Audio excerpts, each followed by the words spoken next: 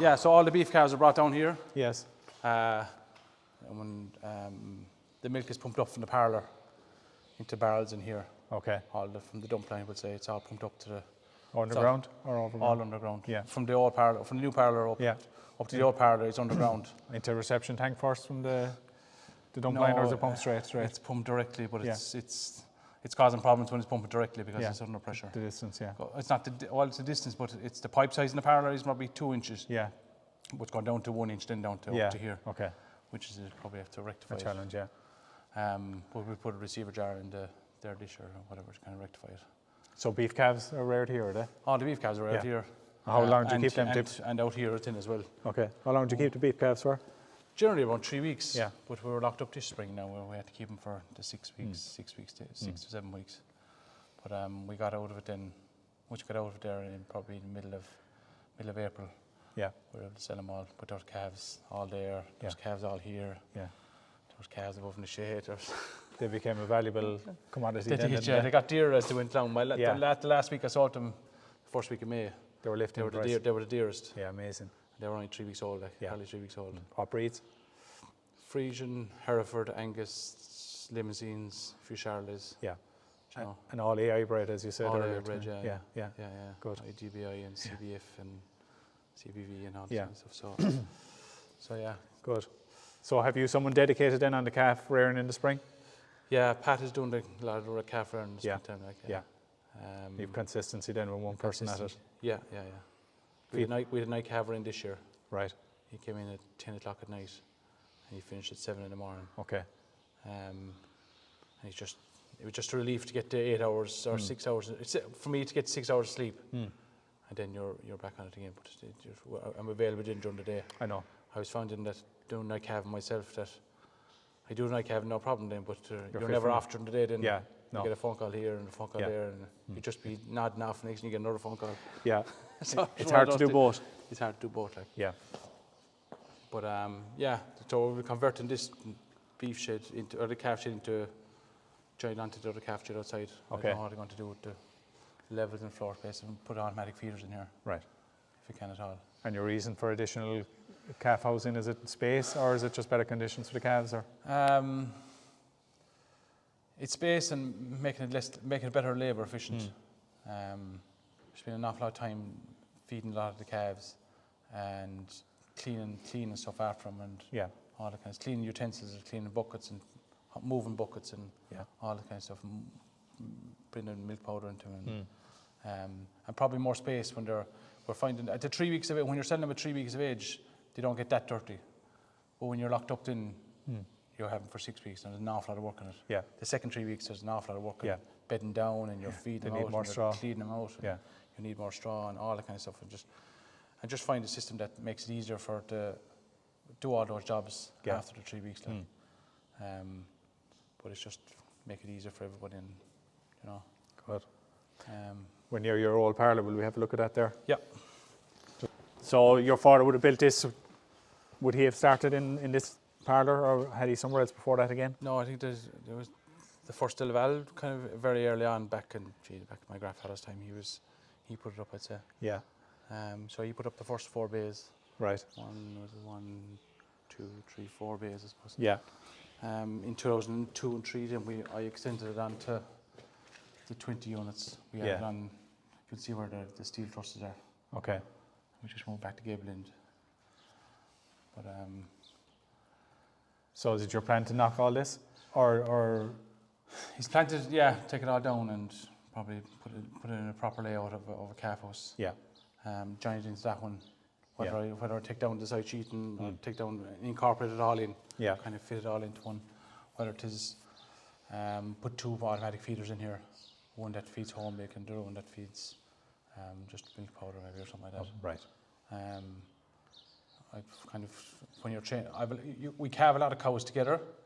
So a lot of young calves will come in together as calves, newborns. There could be 15 to 20 cows coming in every day. Like. Yes. So you kind of want the machine, the automatic feeder, to cater for that. So it's going to take up. That's going to probably take up 2, maybe 3 stations for that training pin, like, just to get him in and get him done properly, or get him fed, give him time, like, rather than waiting for one, if you have 15 calves or 20 calves even, waiting for one stall, you're delaying, it's an awful lot of, so if you have maybe 3 or 4 stalls for those training pins and then put the rest of them on, put another feeder on the rest of the, Okay. and keep them maybe in 2 or 3 pins maybe or something like that. Okay. So, but that's kind of some bit of a plan. But as I said, there's a bit of a height difference between outside here and in here. Yes. To try and get, to be able to clean it out afterwards, which way do you put it or which layout, or what way, kind of an easier way laying it out. The tank is behind at the back, at the end of the parlour. Yeah. There's a flat tank. Can you use that to drive on it? Is it safe to drive on it? I know. With the loader, we're going out with a full load of dung, like. Yes. So you have to kind of think of that. Like you do that research, like in the do's and don'ts. There was an article on the do's and don'ts of building calf sheds, and the first one was how would you clean it out, like afterwards. And then Aidan Brennan comes up with another one. Then, do we need all these pins? Do we need all these calf pins to rear all the beef calves and whatever? Can you just put them into one pin and put in 4 stations together, and they'll all feed rather than having 5 different things? But then it's what the contract to that. If you've got a February cows calving and you've got the lake February calvers and you're selling them afterwards, trying to pick them out. It's trying to pick out the calves that you're selling that Monday for the mart. Yeah. Which group do you go for? If they're in groups, you can pick them out straight away. Whatever. You're not shifting into a whole lot of them. I know. So I don't. There's pros and cons. Do's and don'ts. Yeah. Yeah. But that do's and don'ts in the journal, I just saw it there a couple of weeks ago. It was that value. Just to reading those articles before you start, like, and I have a list on the counter inside where I have a breakfast, and I just put down as you think of them. Yeah. You just think of the pros and do's and don'ts of or what you want in it even. I saw another one in the Tagus one, even more for washing out the calf drains. Have a pipe at the end of the calf drain to flush it out. Those kind of things, small things like that, and that has to be done at planning, like to make provisions for it, to have that pipes in the ground for it, like. Not a nice job without some solution like that. Yeah. But that's all research part of it. That's all you're looking at thing. Do you need 3 phase for the calf feeders? That's the thing. There's 3 phase over there. And I rang the electrician yesterday to ask him, is the parlour here connected to the 3 phase? Yeah, he said he put in 3 phase line, but it's only single phase here now, like. Okay. So the line is there, like. So the broadband cable is another one for the feeders if you wanted to connect them afterwards. Right. The broadband's in the parlour. It's gone up to the house as well, like, so it's passing here. Yeah. So there are different things like that. Yeah. The water for the wells, the water from the terrace system inside, is it going to get it into here, or do you need just straight flush? Do you need straight water rather than going? Like the terrace system is all going through the CalMag and the minerals. Like, do the calves need that when they're so young? I know. Have a different line coming to them. Just different line coming to them, that kind of thing.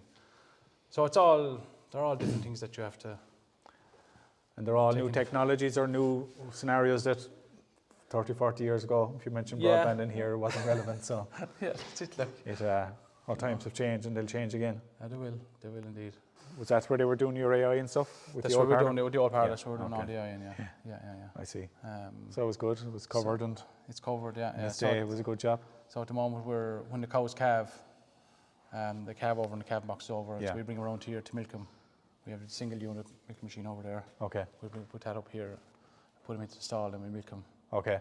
Every cow. Every cow. Yeah. Well, within an hour or two of them calving, so the calf gets the mother's beastings kind of thing. Yeah.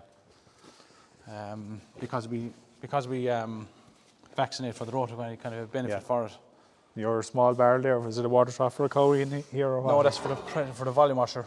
Okay. That's just when you're for washing all the sheds, like that's your little reserve. And then the disinfectant goes through that. Goes through the power washer from the dosing part of it. So you clean out the whole shed now, is that the plan? To clean out the whole shed now afterwards, yeah. So all the maiden heifers are here, all the heifers. So they're all here before calving. Yeah. So, and then we can sort them all out, whatever one you want. You can bring them down into this pin here, and you can get her out the door here to get them to the same with the cows over. Yeah. You can we top that up every day. In the springtime, we'd say 20 cows. Keep top to the closest. Yeah. But you have your dates on the eye, like, so you can pick out all those. Yeah. So milk the cow there, She goes back into this pen here then she goes back in here until the morning time then. So every 24 hours we clean out this pen, we'll say. Whatever cow calved, she'll go into here and we'll take her down to the rotor then the following day. With whoever comrade she has or whatever. Whoever comrade she has that day, whoever she calved. Okay. Set routine.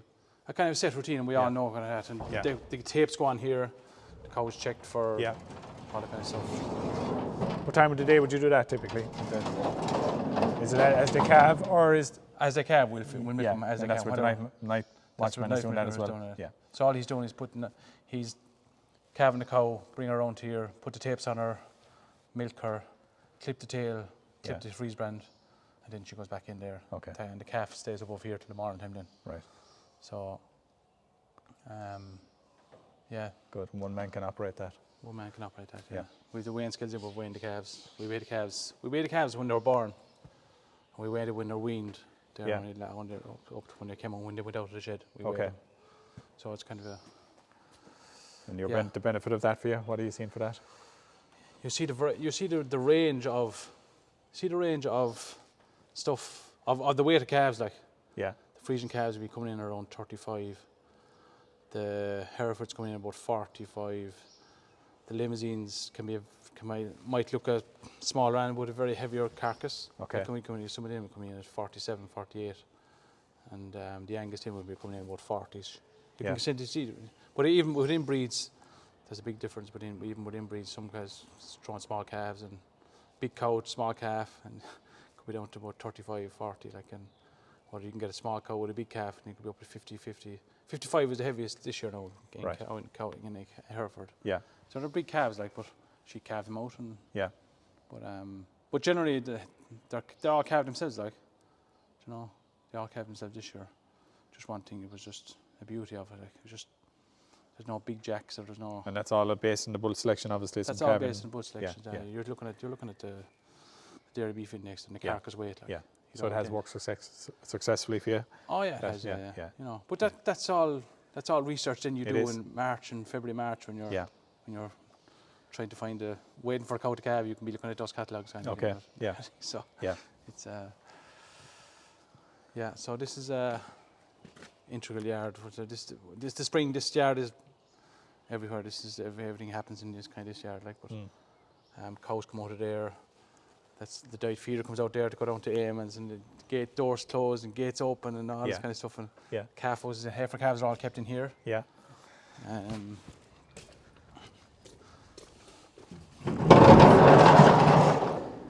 It's a big shed. This was done in 2015. Okay.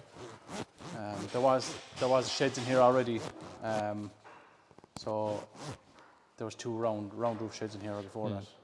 So we just took them off and put on same footprint again. Okay. So all the heifer calves are generally here. Before we were around about 120 calves. Before that, on the heifer calves, we're down to only 45 this year because of the TB last year. So we usually go around about 80 of them, I suppose. Right.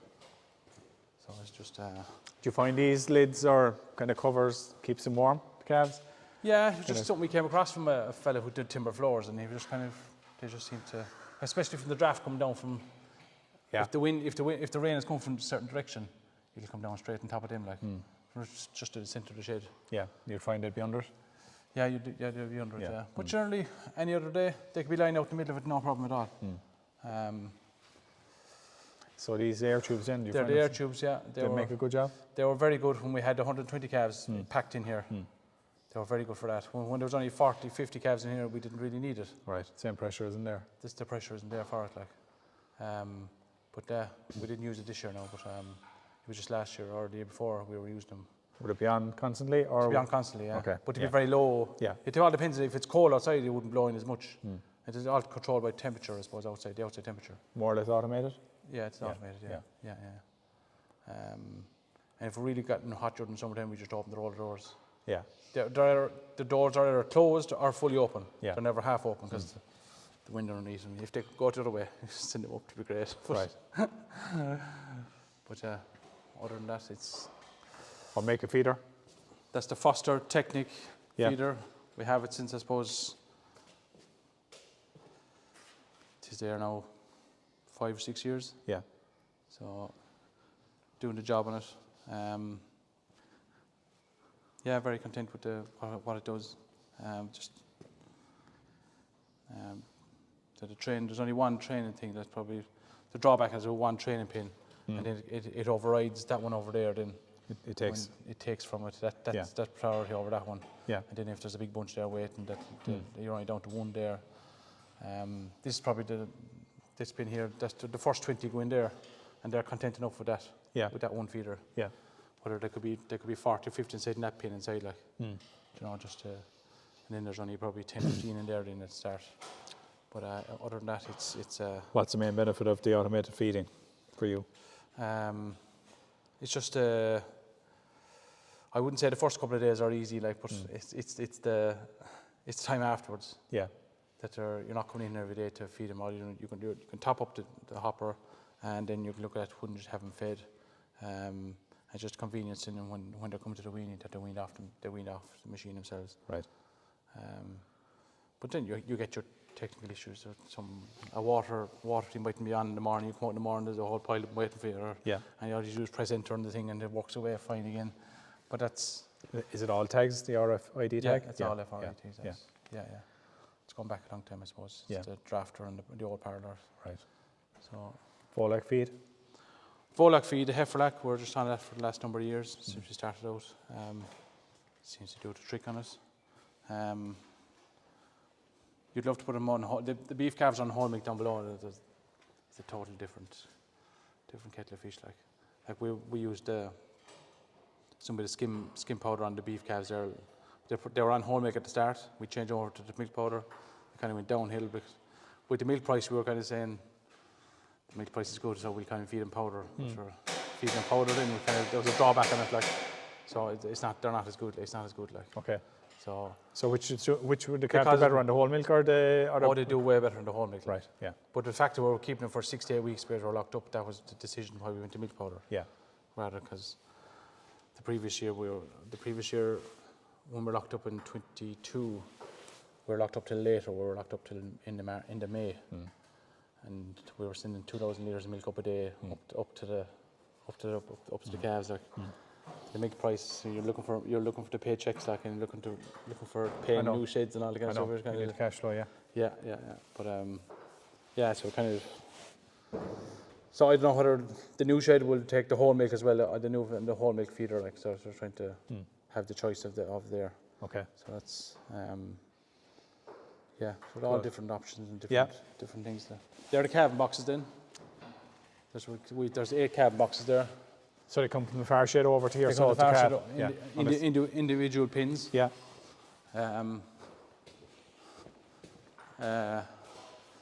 With the freshly calves and the young calves, they go in here to this pin here. We can put lights in underneath them to dry them out. Yeah. And that's the weighing scales. We take the cells off the weigh crate over, and we just put on underneath that. I just weigh every calf in every morning after whatever. When I'm tagging them, right, I weigh them and write down their weights and whatever. Do you put that into ICBF then as well? That goes into ICBF when you register the calf. Yes. So they have a birth weight. So and that's key information for them as well, isn't it? It is kind of thing, and you're kind of on every breed, like, and whatever calf is tagged is weighed, like. I'm sure they welcome that data because it's not everyone gives it in, I guess. Or, no, I'd say not. It's just it's just something that was coming in the beef kind of thing. That should be done in the beef calves, like when you're for the DNA tags, like, or not for the DNA, but it's all that nugget of information is all very helpful, big time, to them, like, and I might only be a small cog in the whole thing, like, but you know, it improves the data. Yeah. So it improves it on bulls, like, and the more data they get, the better the bulls are getting, and the better information they have on bulls. So it's quite important. Have you seen any negativity on the gestation length for the likes of the limousines or Herefords or any of them, or that they're dragging or not? Or no. Not they're kind of sticking to the bull dates that they have, or the dates that they're given. Like, they're getting quite accurate. I suppose, as you say, the more information that they get, they can get very accurate. Yeah. You might get the odd genomic one that would be later calving. Like we had one, the very last heifer calved this year, she was 9 days over, like, and she had a genomic straw on her. Like. Okay. So those kind of things, like. Yeah, you'll get that variation. You will, yeah. So, calving gate the father made, just fit in there. Yeah. He's handy with the metal. He was, yeah. Yeah. So, Yeah. we try to get the children then to do paint jobs during the summer. Okay. To get to paint the gates. Yes. They last about one pole. Yeah. I think that's a challenge with all children. No, that's a boring job. I don't want to do that. No. So, yeah. But generally, they're the same calving boxes that we have since, I'd say, I don't remember anything else since out. Yeah. They're there. Cleaning out the sheds soon after the finish is important. Like, keeps the gates and keeps everything, So do you let the straw build up then? Yeah, we clean it out about twice, maybe twice in the season. Like, fine. So it's. And your trolley then for moving calves? The trolley for moving calves, it's mine again. Homemade? Eamon Hoolan, Okay. special. Yeah. So, just simple things make life that bit easier, like, For sure. No. In the busy spring as well, you need things right, and You do, like, and all that kind of stuff is important. Like,